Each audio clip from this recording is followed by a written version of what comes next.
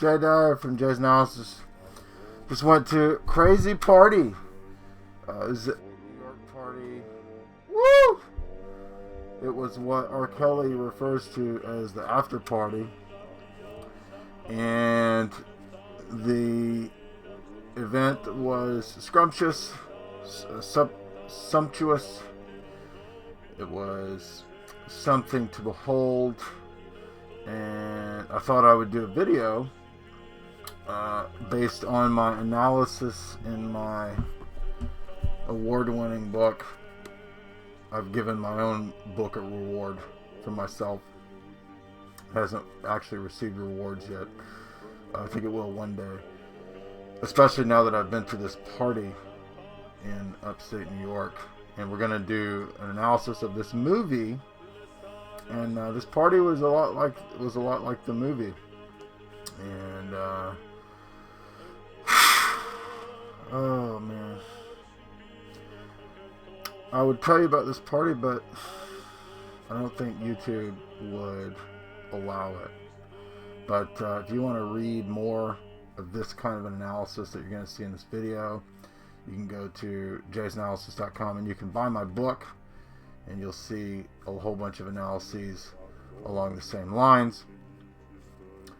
And I thought that the video, I did this analysis kind of before, but it's audio, and it did pretty good. But I need to add, you can get signed copies, by the way. And now that I've been to this party, it'll be worth a lot more. I'm going to be super famous now, they told me at the party. And I had to do some things that I can't talk about. But anyway, so yeah, you can get signed copies of the book at jaysanalysis.com. And this analysis needed visual proof beyond just the audio. So this is gonna have, images and whatnot. I think you'll enjoy it. So let's get started on my analysis of Eyes Wide Shut by Stanley Kubrick. Stanley Kubrick said, "I always enjoyed representing a slightly surreal situation in a realistic way. I've always had a penchant for fairy tales, myths, and magical stories. They seem to me to come closer to our present-day experience of reality than realistic stories, which are basically just as stylized." Kubrick made his breakthrough film Eyes Wide Shut in 1999 to little fanfare. It was decried as absurd and impossible to understand and decode, and I think that really only nowadays, years later, has it become more sensible, especially given the news stories of the last few years that we have with child trafficking, human trafficking, the cults and abuse that goes on in Hollywood. And I think that that's essentially what Kubrick was trying to reveal in the film. Of course, some think that he might have been offed because of this. That is a possibility. It's also interesting that the film came out in the year 1999, which is in a way a kind of 666 if you look at the numbers and turn them upside down. Although the film did not do well at the box office, it did include numerous curious layers, such as the real-life, real-time sexual issues between the marriage of Tom Cruise and Nicole Kidman that were transferred into the film's narrative. This is bizarre. However, I think that this threshold between reality and fantasy is something that we're going to see characterizes many of Kubrick's films. Eyes Wide Shut is based on the 1926 Austrian novella Traumnovelle, or Dream Story by Arthur Schnitzler. Kubrick adapted the surrealist story to modern times, employing the same Freudian and class critique in the original. But with the film, we find not just a statement concerning the power elite that run the show, but actually the darker side of the human psyche and the theme of ritual initiation. This will be crucial to my analysis. Critic Klaus Rayner comments on the film, "Both the film and the novella are to be reconsidered by means of an exemplary juxtaposition. The marital drama from the turn of the century poses a present-day relevance which, despite liberalization, the breakdown of taboos and changes in moral values, has not lost any of its intensity.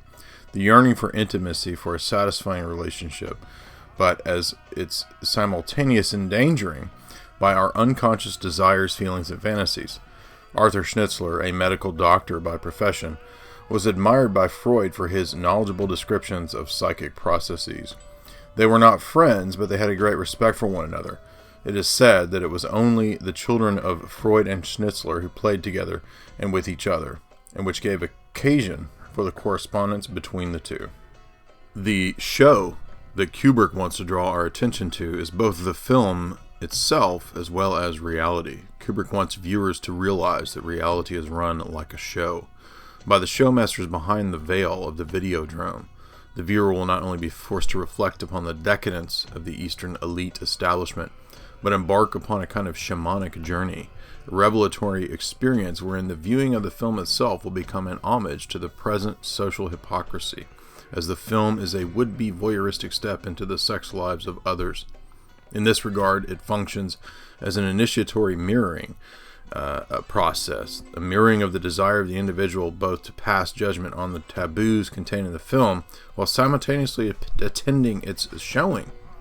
One is, in a sense, participating in the ritual, even if from afar, through the magic of the TV screen.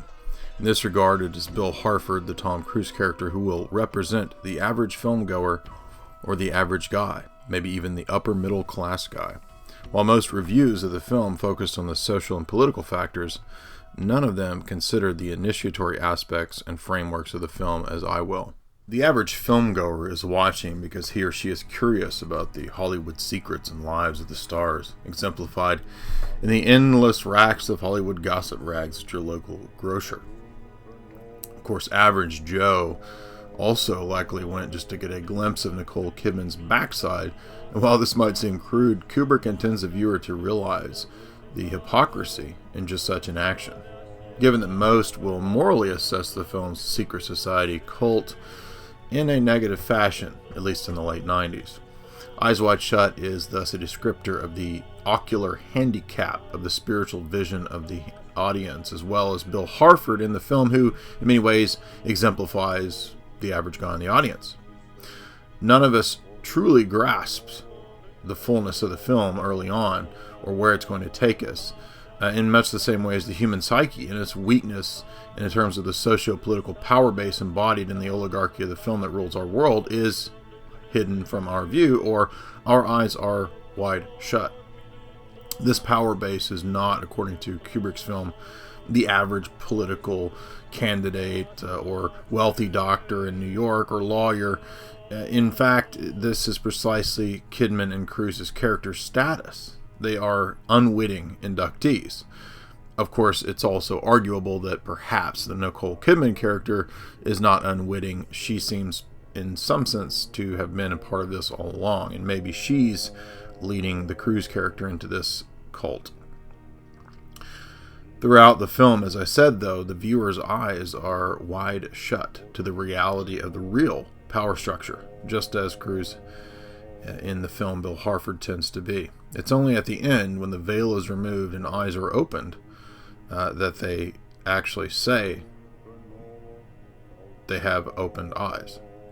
So the film's surrealism is a, quote, waking dream, as we'll see from film critics Walker, Taylor, and Rookde as they explain the symbolic technique of the opening sequence of the film. A young blonde woman stands there in black sheath dress, back to us. Even clothed, she radiates an aerobic tension. At any second, one feels she could explode into the erotic.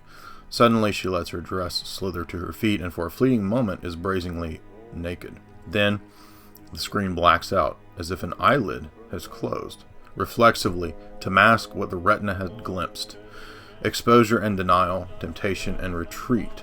These are the recurring motifs of what will follow. The very title that Kubrick gave his film implies it, Eyes Wide Shut. From the outset, the film employs occult symbolism, as we see here with Mrs. Harford. Standing in the midst of the twin pillars, we see Nicole Kidman exemplifying the Masonic idea of Jachin and Boaz, the dualistic pagan scheme of the two pillars involved in Freemasonry, bastardized from ancient Jewish Solomonic theology. This is in many ways, I think, the doorway to initiation. Kubrick is telling you that you are about to enter into a kind of Masonic mystagogy, and these two pillars are going to be the doorway into this mystery. The pillars figure prominently, as we said, in Freemasonry, and is the entranceway to the divine, or the transcendental planes of spiritual worlds. Masonic philosopher Albert Pike, considered the Pope of Freemasonry in his day, comments on the pillars and their meaning in regard to gender, sexual relationship, nature, and dualistic opposition. Pike writes, "Unity is Boaz, and the binary is Jachin. The two columns, Boaz and Jachin, exemplify and explain the Kabbalah and all the mysteries of the natural, political, and religious antagonism. Woman isn't man's creation, and universal creation is the female first principle. When the principle of the existence was made by the Creator himself, he produced an emanation, an idea, a yod, a point. Reversing the letters of the ineffable name of God and dividing it, it becomes bisexual, as the word yud, he, or yah is. It discloses the meaning of much of the obscure language of the Kabbalah, and it is the highest of which these columns, Jachin and Boaz, are the symbol. In the image of the deity, we are told, God created man, male and female. And the writer, symbolizing the divine by the human, tells us that the woman, when contained in the man, was taken from his side. Thus, Minerva, the goddess of wisdom, is born, a woman in armor, the brain of Zeus. Isis was the sister before she was the wife of Osiris. And with Brahman, the source of all, the very God, without sex or name, was developed by Maya, the mother of all that is. Pike's conception, of course, is based on the false presupposition that all religions are basically just the same.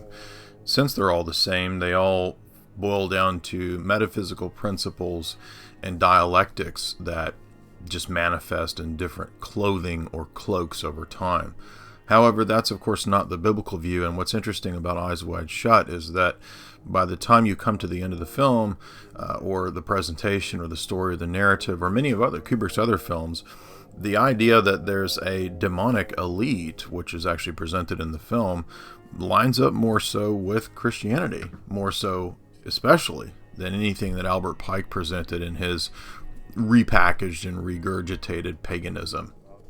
Theosophist C.W. Ledbetter explains that the pillars form the portal to the mysteries by which the souls ascend to their divine source, and it is only by passing through them that the sanctuary of man's true Godhead may be reached.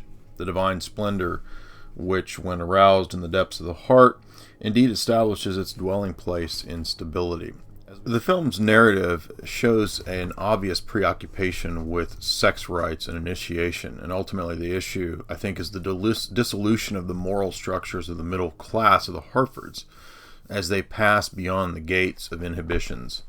We will also see that the intensity of the ritual orgy in the last scene, its homosexual themes, and all the degeneracy ultimately aims precisely at the hermaphroditism and the return of the primordial void of chaos, right, through the attempt at overcoming all oppositions through the loss of self in sex magic.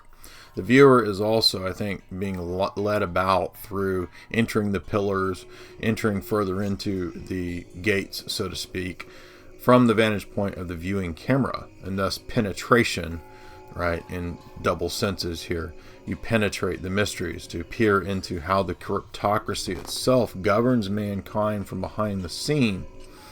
And yes, paradoxically, I think Kubrick intends to understand that most of our eyes viewing this will still remain wide shut.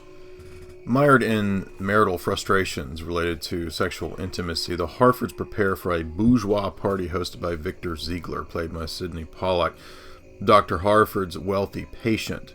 It is significant that the setting is Christmas when the initiatory procedure will take place, functioning as a kind of anti-traditional, religious, anti-Christian sentiment. Known for his impetuous attitude, perfectionism, and temper, Kubrick's perspective was that all details are crucial and significant. Thus, the placement of everything is deliberate and often fraught with symbolism. The opening sequences give the sense of anxiety and foreboding, foreshadowing, and the coming temptations for both Bill and Alice that call into question their marital fidelity. As can be seen in the film's poster, mirrors are consistently present. These are classic symbols of the inner and outer world of the psyche, as well as portals to other worlds. Think of Alice in Wonderland, or Alice and Looking Glass. Kubrick intends, I think, to show us that the characters in the film are mirrors of each other as well as mirrors of the viewing audience. The symbolism of mirrors, as we said, occurs in Alice in Wonderland, The Wizard of Oz, and it is prominent throughout Eyes Wide Shut. Both stories are influenced by the occult teachings, notably L. Frank Baum's commitment to theosophy and the teachings of Helena Blavatsky. While Lewis Carroll of Alice fame preferred photographing young girls attempting to, quote, attain ESP. Yeah, right. Carroll's taste for cultivating young girls may be applicable here because Eyes Wide Shut includes the theme of trafficking and pedo relations, as many Kubrick films do, most notably Lolita or The Shining. Critic Stefan from an unknown blog online quotes, "We can celebrate Kubrick's casting genius here. Kubrick's genius includes Kidman's riveting performance. Her persona is ideally suited to the text of the original novel. In the book, Schnitzler continuously describes his female characters as young, charming girls, possibly 15 years old, with loose blonde hair hanging over their shoulders and a delicate breast. 18 months ago, it would have been unacceptable to examine Kidman's baby doll girl sexuality, but it's prevalent here."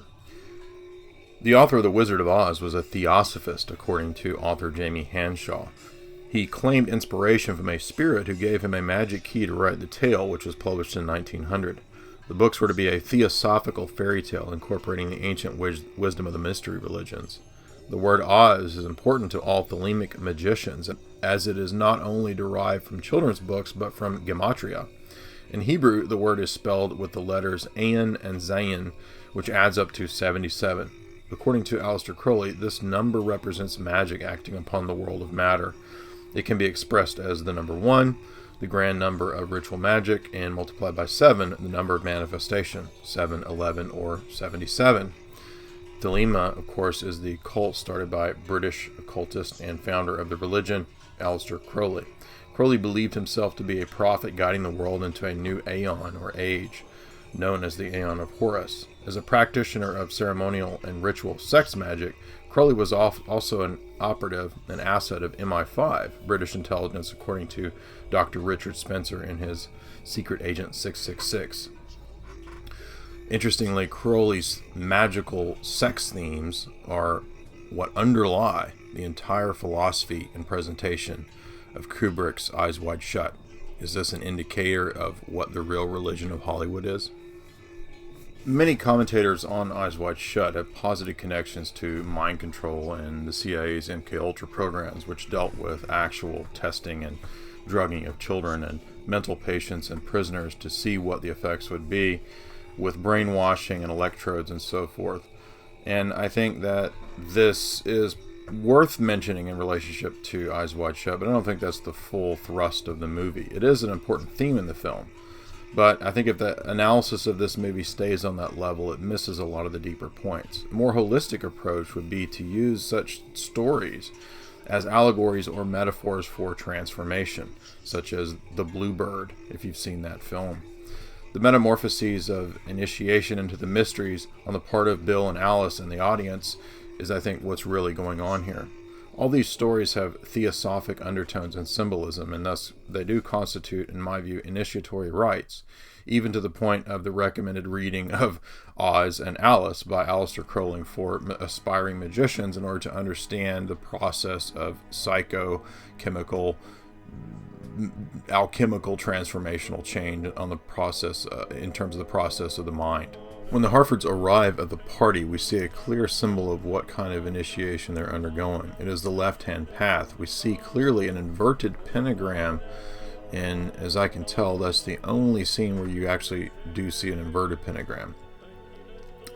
Ziegler, we discover, has invited the couple to his parties frequently, seemingly under the auspices of eventually getting them to participate in the after party. These two parties, we learn, are not just the same as the Christmas ball. There's another party in another location in a much darker nefarious situation takes place there.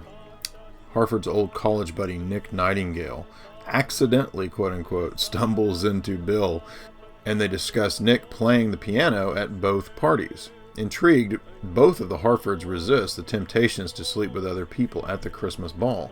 Both are propositioned, Nicole Kidman, Alice, by Sandor Zavost, a name that kind of conjures the idea of Anton Szandor LaVey, while Bill is propositioned by two girls, one of whom is specifically listed as a Windsor. So here we have the British elite class coming into play. Alice simultaneously finds herself drunk, dancing as she's seduced by the Sandor Zavost, as we said, a wealthy Hungarian who drops quotes directly from Ovid's book Ars Amortaria on the bedding of married women. Zavost may, as I said, be a veiled reference to Anton Szandor LaVey, the founder and high priest of the Church of Satan. I think this reference is loose or oblique and is alerting the perceptive viewer to the fact that we're ultimately witnessing an upper echelon of satanic cultists. It is also interesting to note that the original novella was written about a couple who undergoes the same experience in an upper-class Austrian setting around the turn of the century, and since neighboring Bavaria, I don't think it's accidental, is the origin of the Order of the Illuminati. Historically speaking, Kubrick chose this for a reason. Interrupted from these erotic temptations, Bill begins to develop suspicions about his client. The elite Ziegler appears to have enmeshed himself in shady deals with connections to both hard drugs and sexual dalliances, including beauty queen Julianne Davis. Mandy, who plays Mandy, one of the bevies of beauties that flock around Ziegler, she overdoses at the party. In the midst of this scene, Ziegler calls upon Bill to rescue him from this scandal, ultimately to see if Bill can, quote, keep quiet about the affair. In other words, this is a test to see how Bill handles such situations.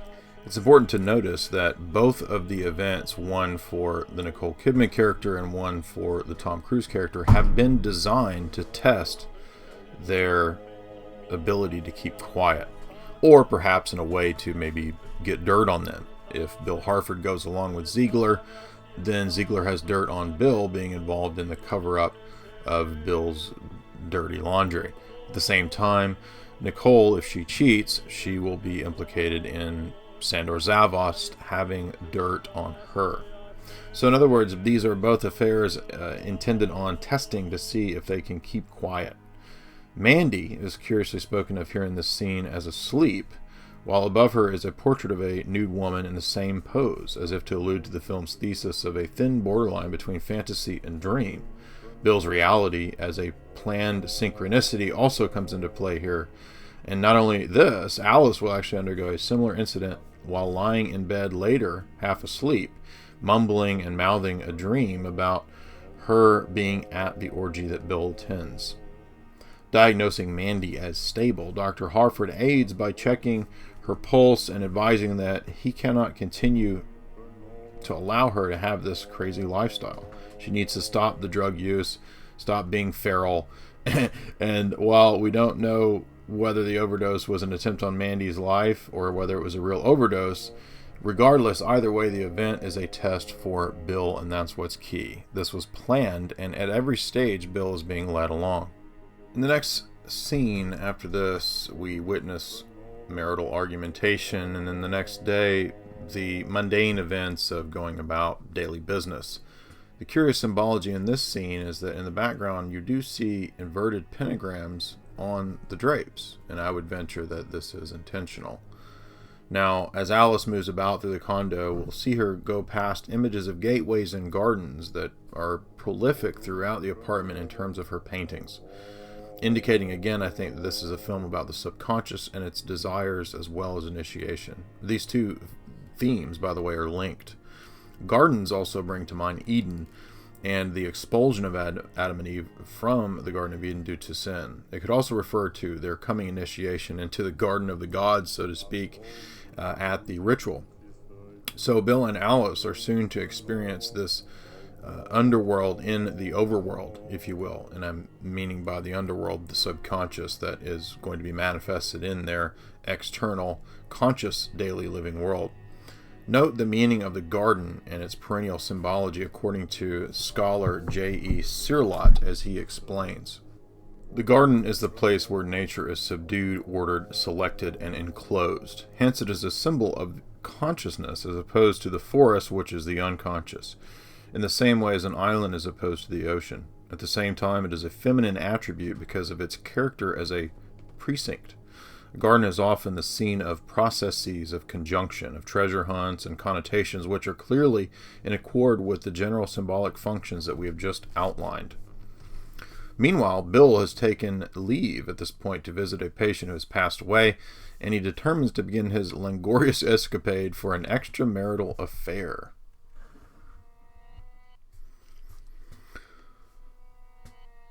Bill begins to suspect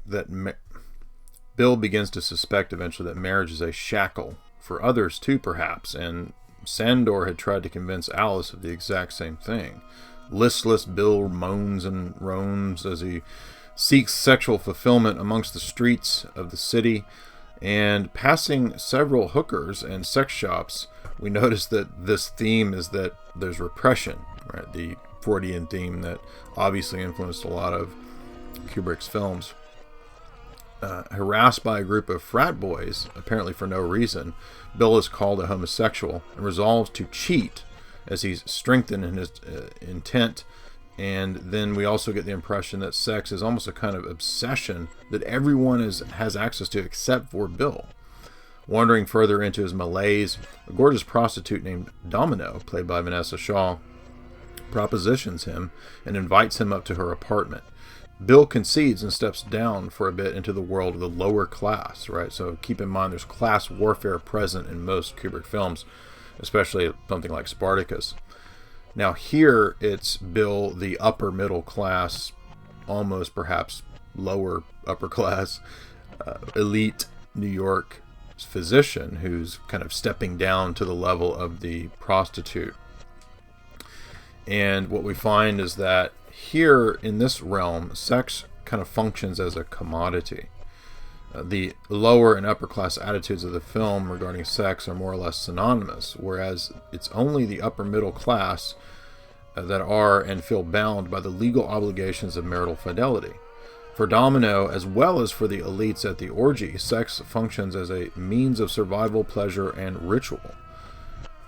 More crucial symbolic imagery appears with the prominent placement of books on sociology and psychology in Domino's apartment. Crucial symbology, I think, occurs in the placement of prominent books at Domino's apartment on psychology and sociology. I think Kubrick is undoubtedly making a statement here.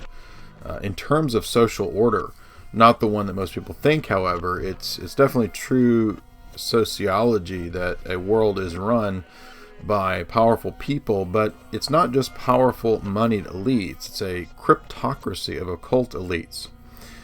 And I think what needs to be stressed here is that Domino has masks all in her apartment. There's a reason for this, and that's because Domino is most likely at the orgy. She's one of the girls at the cult's orgy, and in fact she is used by the cult and a member of the cult. So she's actually playing a role here to lead Bill along his Pied Piper path. He's being led down this path to the initiation, and Domino plays a central role. Kubrick knew about the oligarchical cryptocracy because he was in the circles of many of these people. In fact, Vivian Kubrick has said in interviews that she knows that her father met with the CIA on certain occasions, and as you can see, NASA was very interested in working with Kubrick.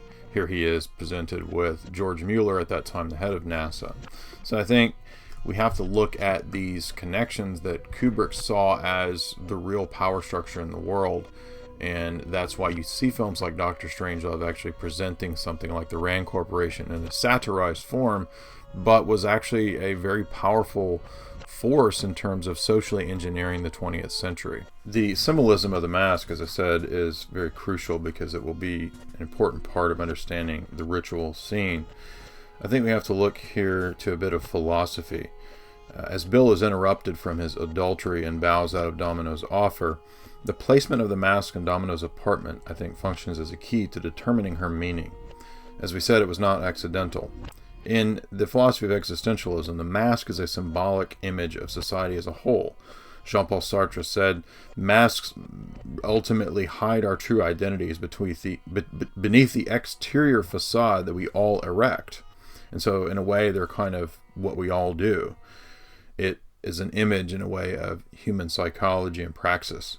Notable, too, is Kubrick's critique of the social order in the film and the celebration of Christianity. There are Christmas trees and Christmas decor everywhere, yet it finds itself also dominated by sexual obsession and consumerism, which is pretty much antithetical to the Western religious traditional Christian concern. Instead, the prevalence of masks in the film, I think, shows society here is hypocritical and fraudulent. Critic Sirlot, again, comments on this confusion, mystery, and anonymity within identity regarding the symbolism of the mask and its connection here to sex magic.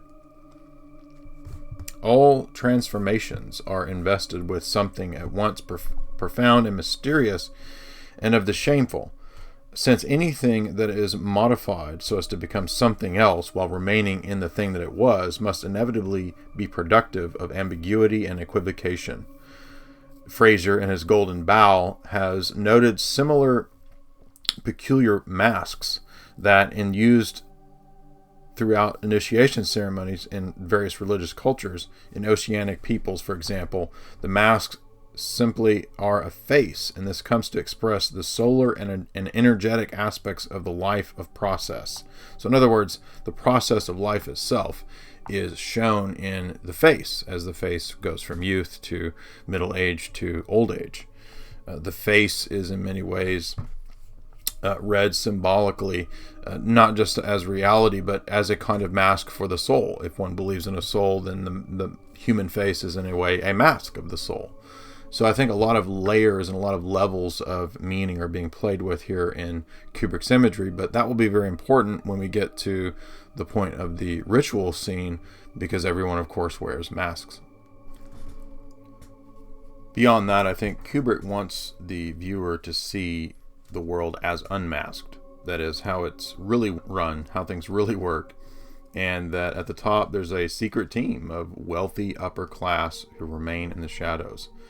This is another clue that, again, Domino is not a real hooker. She's part of the secret society, and she is, in a way, a kind of actress, hence the masks. She's being used to bring Bill into the cult, hence all of her interest in sociology. This is similar, as we'll see, to the novel by John Fowles, which has almost the same plot as Eyes Wide Shut, The Magus. In The Magus, a young man is duped into basically being analyzed, psychoanalyzed, by a cult without realizing it. Nick, we know, plays piano blindfolded at this after party. In fact, this is interesting because we get an idea of the Masonic ritual of being blindfolded so that the profane cannot see what's really going on. They're in the darkness. Albert Pike notes of the meaning of this blindfold in the initiation process of the mysteries. He says, "The condition of blindness, destitution, mystery, and bondage from which to save the world the Redeemer came is symbolized by the condition of the candidate when he is brought up for the first time to the door of the lodge. This is symbolized by the candidate being brought to the light, after which he is obligated by the worshipful master, who is a symbol of the Redeemer, so to speak, bringing him the light." Intrigued, Bill decides to sneak in after tracking down a cheap mask at a costume shop that happens to be still open. The password, Nick tells Bill, is Fidelio. This brings to mind the theme of marital faithfulness once again. Now, quite clearly, Nick has purposefully told Bill the password to pique his interest. Ironically, the name of the shop is, of course, The Rainbow, and we see that the name itself is placed underneath the rainbow, so under the rainbow. This, again, is a setup, and the sexy British noble who propositioned Bill at the beginning, the Windsor girl, we're told that she whispered into his ear that all of his dreams will be found at the end of the rainbow. So whatever his dreams were, his fantasies, right, at the end of the rainbow. This is a Wizard of Oz reference that makes clear the psychological games that are being played with Bill. Just as the mirrors that we see full of... Just as the mirrors we see full of Alice suggest Alice in Wonderland, still oblivious to these organized synchronicities, Bill remains blindfolded like Nick in a spiritual sense. Bill's blindness is to his own naivety and ignorance concerning himself and the world around him in terms of how it's run and works.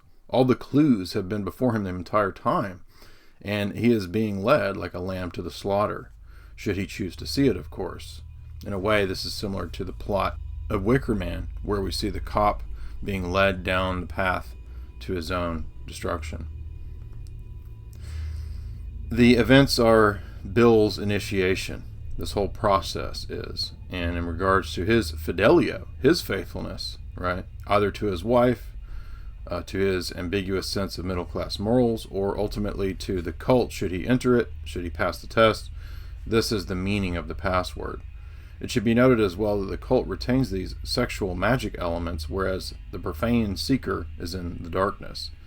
Their eyes are wide shut or are blindfolded, in which it is only the Hierophant or the cult leader that can, in this case, enlighten the individual, remembering that light is a prism or a rainbow. So note the rainbow symbolism here. The rainbow is a symbol of the disregarded sexual inhibitions, and hence the rainbow flag of the homosexual movement. However, the sexuality in the film's perspective is not about liberation, but even explicitly implies that Milik, that is Rada Serbija, the costume owner, that he is also connected to the cult and is acting on their behalf in order to lead Bill down the road towards the party. In his exchange with Bill, Milich prostitutes his own daughter out, played by Lily Sobieski, for money to Japanese businessmen who are also presumably connected to the cult. This scene is often overlooked, but is actually crucial to understanding the deeper themes of the story. Because in this scene, it's the Lily Sobieski character in this part who actually whispers to Bill something very telling. She says he'll need an ermine cloak, and an ermine cloak is the cloak worn by European nobility. In other words, Bill is about to enter into the real Illuminati, so to speak. He's about to enter into a cult that will involve both Satanists, Masons, sex cult practitioners, and more of the same in terms of degeneracy. But if you don't grasp that she whispers what he's going to need, you'll miss that that's exactly who runs this cult. That's why the Hierophant or the cult leader has a British accent. And I mean, again, this Crowleyan theme is very present in the fact that it was going to originally be supposedly the voice of Crowley that was to be in the background of the ritual scene, when instead it ended up being a Romanian Orthodox chant in reverse. The scene with Lily Sobieski also proves my point, because it shows that all along Bill has been led to the orgy, to the ritual. We know that because she knows what kind of a suit he's going to need for where he's going. So in other words, she knows where he's going. She's been there. She's been involved in it.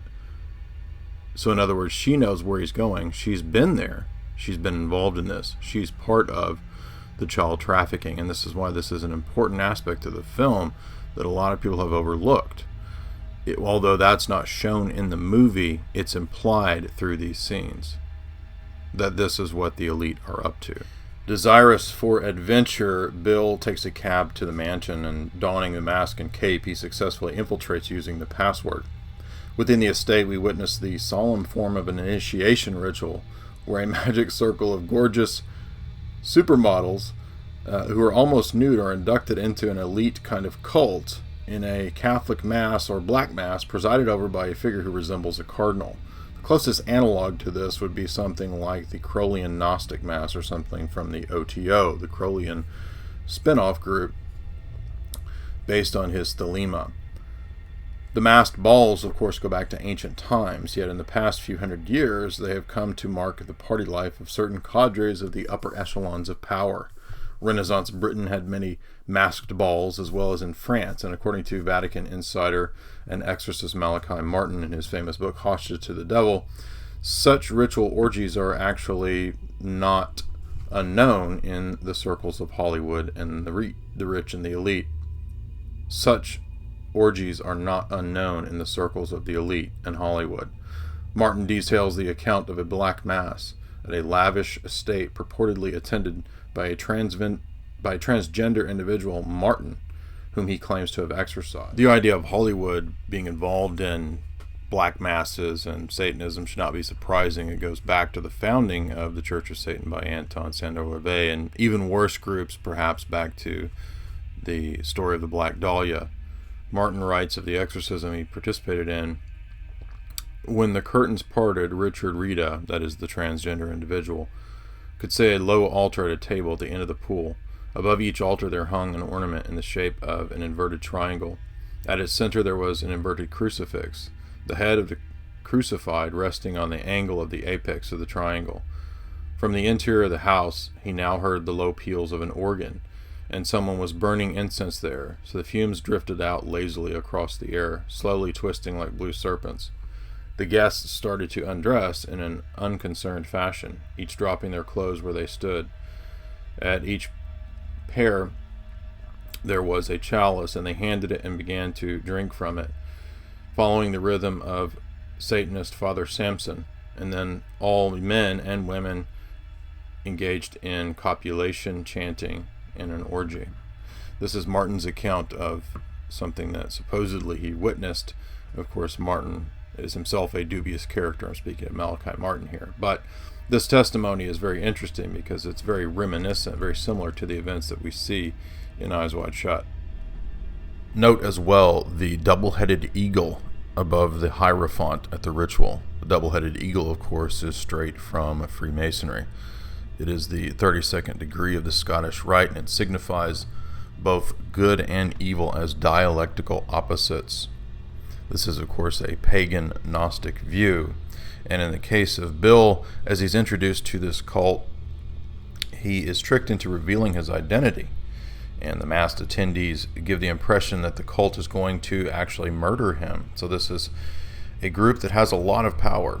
They have the ability to alter the news stories. They have the ability to have Bill surveilled and tracked and traced, and basically led down this path.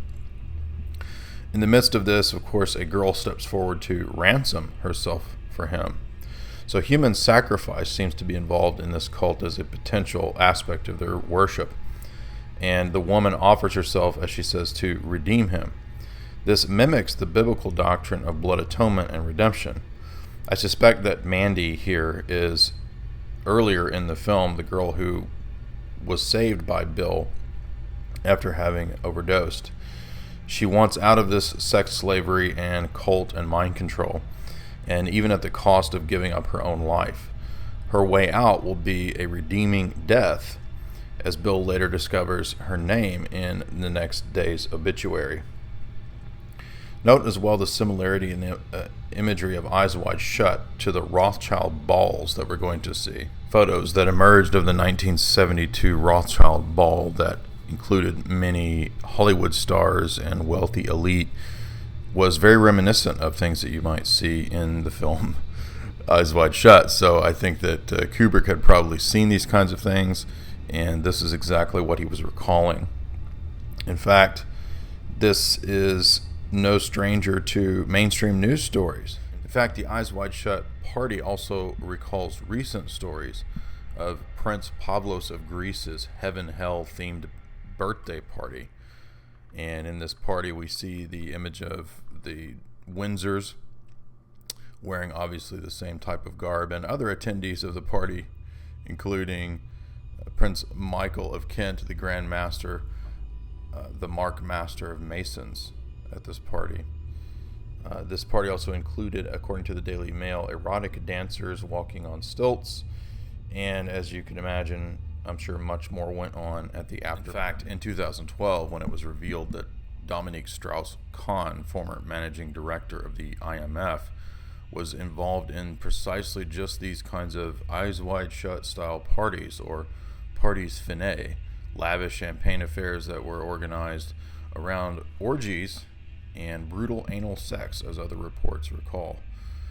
These, I think, are a window, these kinds of stories are a window into the fact that what Kubrick is describing in Eyes Wide Shut is the real world of the elite.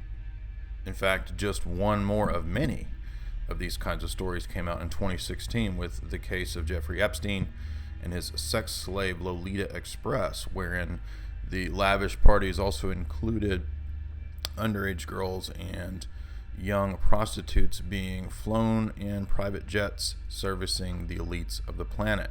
This was the New York Post, so this is not tabloid or conspiracy gossip. This is a real story that you can look up, and included Orgy Island with Prince Andrew, Bill Clinton, and Stephen Hawking. I'm not sure exactly how Stephen Hawking was getting it on, but I guess it happened somehow. Author and researcher Dave McGowan, in his book Programmed to Kill, The Politics of Serial Murder, covers one such case known as the Dutroux Affair, which has eerie parallels and similarities to the Eyes Wide Shut narrative. He writes, outrage continued to grow as more arrests were made and evidence of high-level government and police complicity continued to emerge. One of Dutroux's accomplices, businessman Michael Nahoul, confessed to organizing an orgy at the Belgian chateau that had been attended by many government officials, a former European commissioner, and a number of law enforcement officers. A Belgian senator noted quite accurately that such parties were part of a system which operates to this present day and is used to blackmail highly placed officials. The New York Times reported, according to Judge Jean-Marc Connerot, that he became a national hero after saving 2 children from a secret dungeon kept by a convicted child rapist and ordering an inquiry that led to the discovery of bodies of 4 girls kidnapped by a child porn ring. Nahoul's parties involved not only sex, but also sadism, torture, and murder. Returning to the film, a shaken Bill Harford returns to find Alice awake, giggling and laughing, as if she had been drugged like Mandy. Informing her that she was merely dreaming, to Bill's dismay she begins to sob. He inquires about the dream, and Alice replies, "It was very weird. We were in a deserted city and our clothes were gone. We were naked and I was terrified. I felt ashamed. And I was angry because of you. You rushed away to find clothes for us. As soon as you were gone, it was completely different. I felt wonderful. Then I was lying in a beautiful garden, stretched out naked in the sunlight, and a man walked out of the woods. He was the man from the hotel that I told you about, the naval officer. He stared at me and he just laughed at me. He was kissing me. And then we were making love, and it turns out that all these people were around us, hundreds of them, everywhere, and we were all engaging in an orgy. It was then that I was sleeping with other men, and there were so many that I don't know how many I was with. I knew that you could see me in the arms of all these men, and I wanted to make fun of you, to laugh at you to your face. And so I laughed as loud as I could, and that must have been when you woke me up." This, I think, is a clue that both Bill and Alice are being inducted into the cult, or possibly that Alice has always been a member of the cult and is the reason for Bill's being included. This is the case perhaps when Bill returns home and there is a math problem that Alice is solving with the daughter. If you notice, very subtly in the scene, Alice includes the idea that the people with more money in the math problem have more power. And then she gives a kind of wry look at Bill, indicating that Alice understands what he's involved in, and that the people that he's interacting with are now a layer, a level, a tier above him on the totem pole of society, that they actually have more power. That's one thesis. Or in the case of Bill, his attempt to track down the cult, returning to the estate, and then being warned by the butler letter in hand, is also an intended act to cause him to engage in further inquiry. In other words, to make him more curious and to continue down this route. Still desiring an affair and perhaps now curious about this cult's reach, Bill gives a phone call to Domino, only to discover from her roommate that she is nowhere to be found because she supposedly has AIDS. In other words, her acting role seems to be complete. Another interesting point about Domino is that I think what backs up my thesis in regard to her name is that a domino in many ways can be something that falls over. In other words, in a line of dominoes falling over and knocking down the next one. And this is a planned series of events, right? From one event to the next, to the next, to the next. That domino was one domino in a long series of events to lead Bill into the cult through his ritual initiation process. Bill once again sets about wandering the streets, only to find that he is being stalked this time by shadowy figures. Beginning to fear that he has nowhere to run, he peruses newspapers and learns that Mandy has in fact overdosed. Visiting the morgue, he finds out that her body is real and that she was likely murdered. Bill falls back on his last resort and visits Ziegler, who reveals most of the truth. He is indeed in a cult, and he was present the night that Bill snuck in. Ziegler warns against investigating any further, and while Bill remains speechless that his close friend is part of this elite sex magic cult with power to control events and kill even when necessary, it is worth noting that Ziegler's house is decorated with many paintings of British aristocracy. Ziegler reveals that knowledge of Nick's mentioning of the cult to others, and he tells Bill that he had him followed.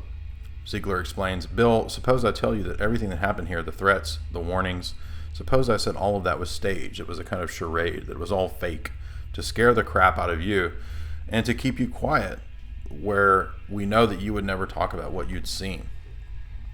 Bill tells Ziegler that he saw Mandy's body, and that Ziegler reveals that she was Bill's mysterious savior at the orgy who redeemed him.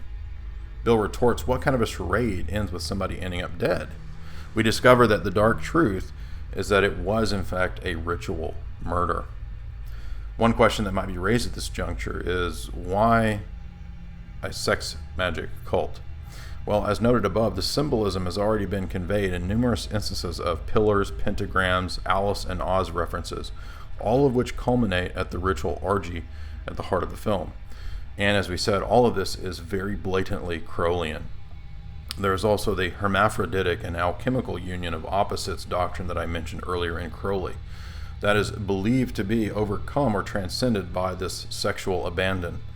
In the practice of sex magic, the goal of erasing oppositions is believed to be effected in the sexual act.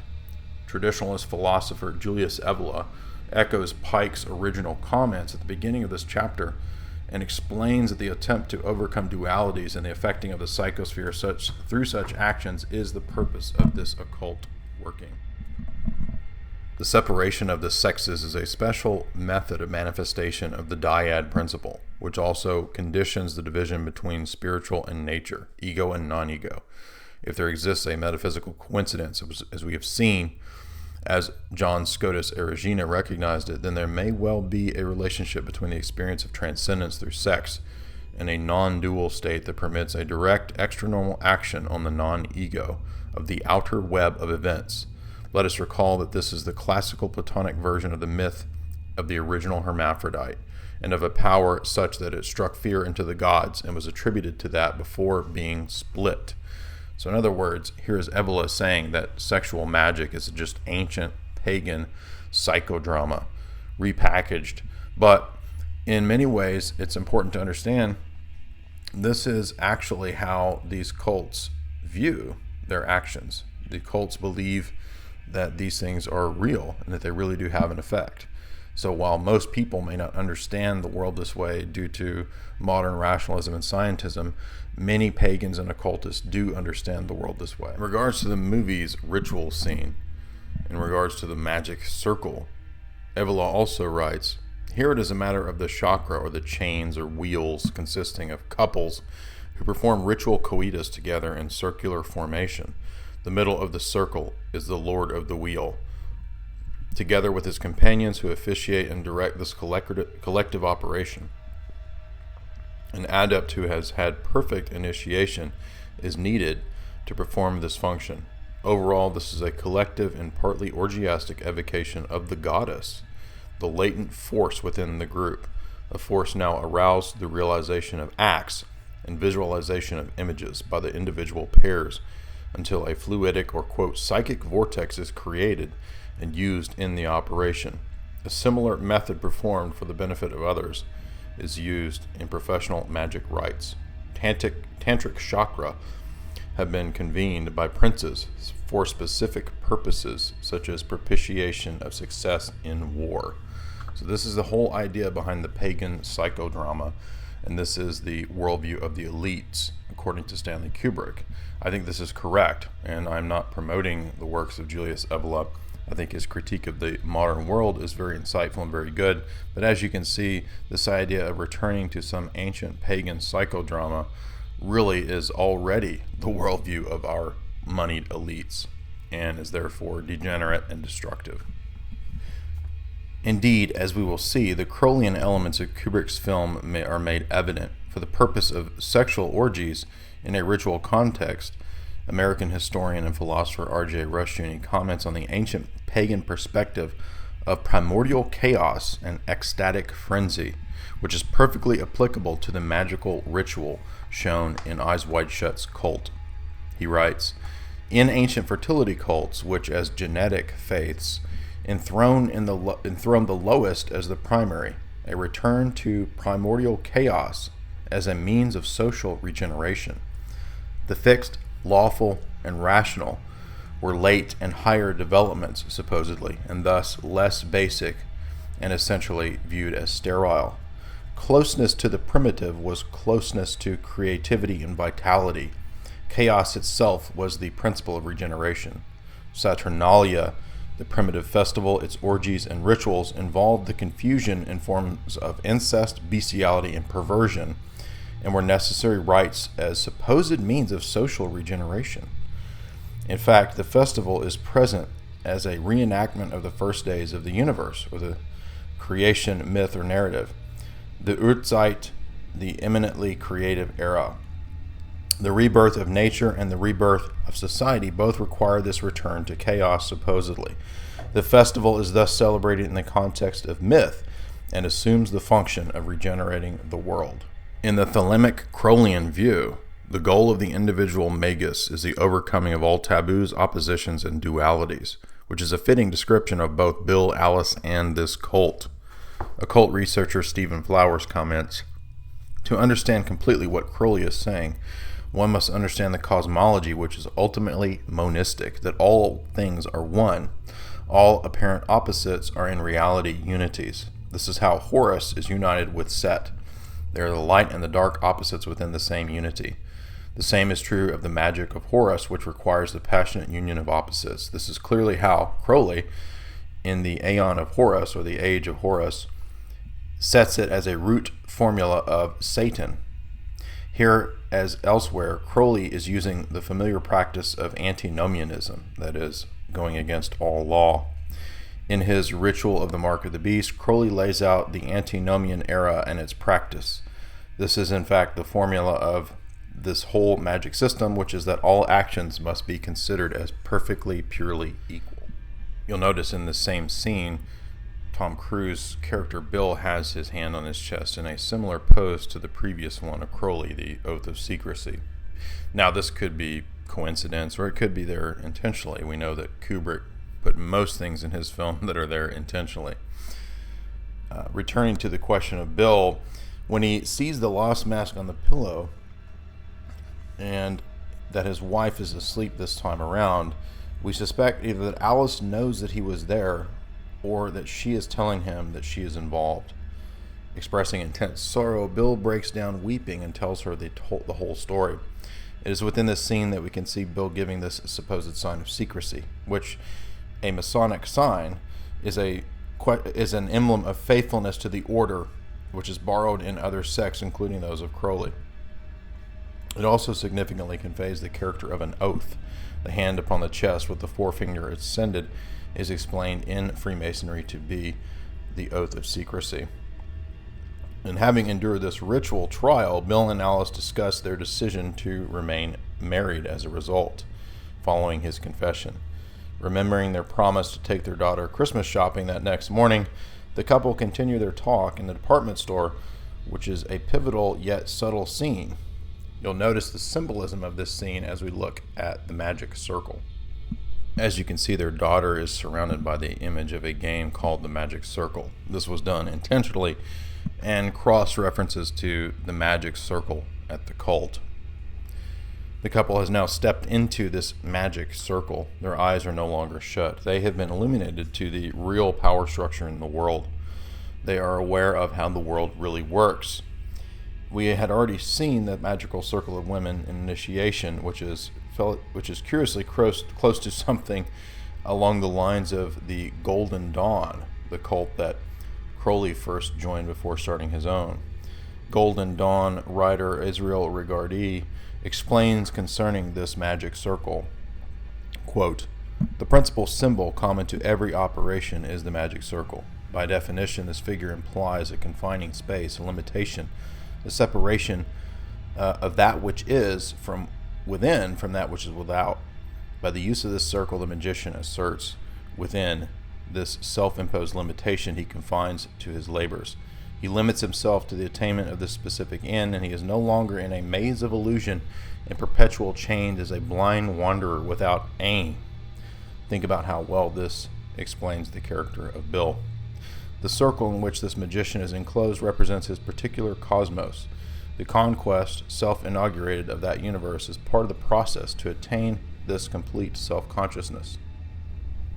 Undergoing this dark enlightenment, Bill and Alice discuss what is to be done next, and that they should be grateful. Alice posits that we should be grateful that we have managed to survive through all these, quote, adventures, whether they were real or only a dream. Bill asks if she is sure, to which Alice responds that she will forgive one night of impertinence on his part. No dream is ever just a dream, Bill explains, and Alice responds that they are awake now, hopefully for a long time to come. Forever, they both say. Let's not say forever. Alice retorts, it frightens me, but I do love you, and you know there's something important that we must do right away, which is, you got it, F-U-C-K. So the film functions on multiple levels, I think, highlighting different issues of marital problems, social order, and it deals with the decadence and veneer of Christianity in our society, as well as Freudian sexual issues.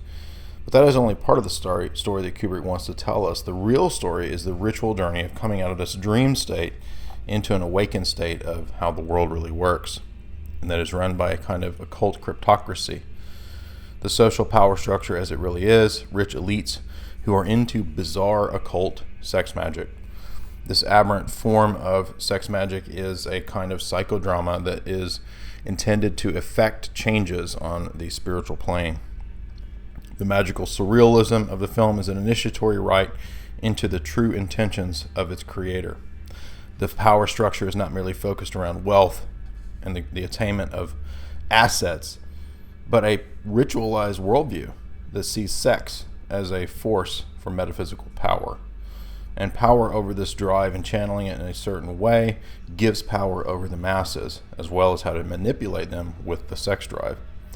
This is the point of the Edenic imagery, including the Alice in Wonderland Oz references. So the transition from both a fantasy reality of the dream world and its base sexual desires into the fake world of film is where reality is depicted. So we have a kind of labyrinth or maze, as well as the transition from eyes shut to awake. Not only is that supposed to be an initiation for the couple, but the intention is to initiate, I think, the viewer through the revelation of the method to the nature of this cryptocratic underground, assuming that one is willing to see it. Researcher Michael Hoffman explains this notion of revelation of the method from a supposed British intelligence source as follows. This demonstrates one of the simpler methods, that realizing our activities will sooner or later come to light. We structure our activities so that the conspiracy researchers unravel them, and we will release as much information in such a way as it mirrors our initiatory procedure.